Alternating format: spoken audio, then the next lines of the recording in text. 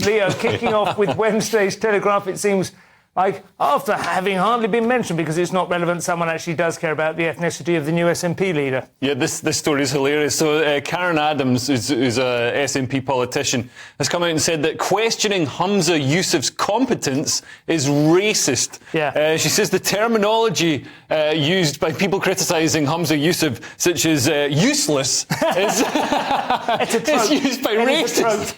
Used by racists all the time. It's a racist trope. I mean, you can't make this stuff up. I mean, if you could make this stuff up, you could probably get employed by the SNP as a speechwriter. And she says she feared the misogyny Nicola Sturgeon endured has now flipped to racism towards Humza. I don't think there's misogyny towards Nicola Sturgeon. I'm not even sure Nicola Sturgeon was a woman or even a human. It was misandry, if anything, wasn't it? The suspicion was that she was not womanly enough. Yeah, and the criticism of Humza Yousaf is generally completely justified. He's just left his post as health secretary, and new figures have just been published showing that cancer waiting times in Scotland have fallen to their worst ever level, while delayed discharges and A&E figures were also desperate. And that's on top of 3.5 times the drug deaths of the rest of the UK, the lowest life expectancy. It's an absolute car crash. The SNPs, because they've just focused on independence, they've lost sight of any other metric that a government should be measured on. And I would also add, for me, the most important criticism of Yousaf is he has a nasty authoritarian streak, which is demonstrated beyond any kind of, I think, reasonable doubt with his hate crime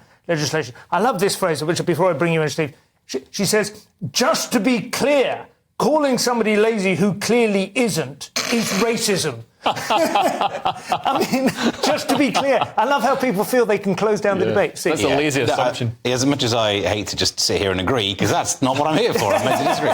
As a logic-y person, then you get to the point. Her point of view means it's impossible to call him useless, regardless of how useless he may be, without it being shut down as racism, which, he's a politician. They're all called useless all the time, because a lot of politicians are, and even the ones who aren't, you call them useless because they're politicians. So the idea of shutting it down as racism obviously is flawed, but then it also says she was writing about this in a newspaper column, and as someone who every so often churns out a newspaper column, I realise how desperate you are for content. You will write up anything to 400 words. So I think, like yesterday we talked about her getting upset about the malicious booking into a salon.